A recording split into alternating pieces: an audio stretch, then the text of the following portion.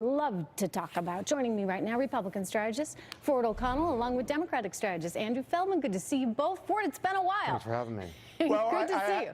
I have to say that you're absolutely right, Trish. Look, for nearly 2 years, the Democrats have been trying to undermine the 2016 election results with howls of Russian collusion. And in my home state of Florida, there is great cause for concern because you have two election supervisors, one in Broward and one in Palm Beach County, who've openly defied Florida election law and reporting rules for several days, and while simultaneously at the same time finding tens of thousands of new votes. So, yes, there's great cause to be concerned, and we should all be concerned about the integrity of the ballot box, but that doesn't seem to be what Democrats are really concerned about. Okay, I have an inkling that Andrew disagrees because I've been watching him shake his head.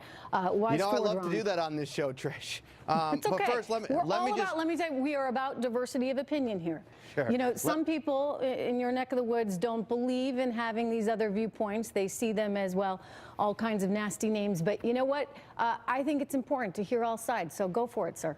Well, first, let me just say Happy Veterans Day to all the veterans out there who, you know, have served our country and really are protecting our right to vote, and that's what they're doing. But to your question, look, what's going on here is absolutely the president. I know Joe Lockhart, who you showed in that clip. The president here is fear-mongering. He is scaring folks into thinking our election system is broken. And the reality is that we want every vote to be counted, and that's not what's happening. So I have a question. When you guys talked about collusion and you know, before you knew it, if you listen to some Democratic strategists, for goodness sakes, Russia was hacking into the Diebold machines, voting machines, and Russia stole the election. I do believe that that is a investigation going on, and you may remember 10 independent intelligence agencies said that Russia meddled in that election. So there's real evidence here, right? What's going on now? What's going on now is rhetoric. The president's rhetoric with no when evidence. When it comes to voting. Ford, I'll let you jump in there. Yeah, let me say this. It's not just Brenda Snipes. Just in this election alone, we know of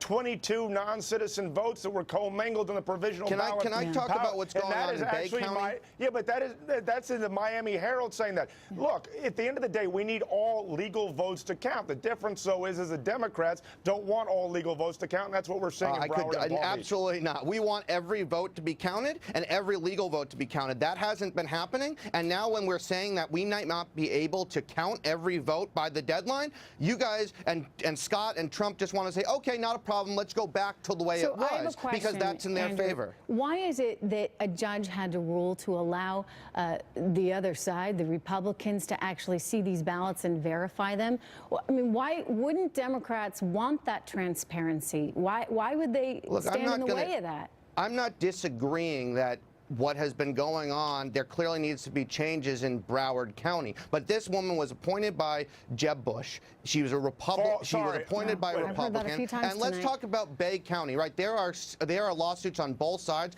Bay County, after the governor said it wasn't to be allowed people to vote by email, and now let me jump in. you know, Ford, he's not even saying a word about this. You mentioned something that I think is really perplexing, that there's been a desire to see some of these illegal immigrants' votes counted in this process. I absolutely don't think that's what's going on here. I'm not going to hold you to that, Andrew, but I want Ford's analysis of that. You know, look, over the weekend, we saw a situation where essentially the Gillum and Nelson campaigns were very happy to have at least 22 non-citizen votes counted. And something else that the Democrats are misleading, and including a lot of news networks.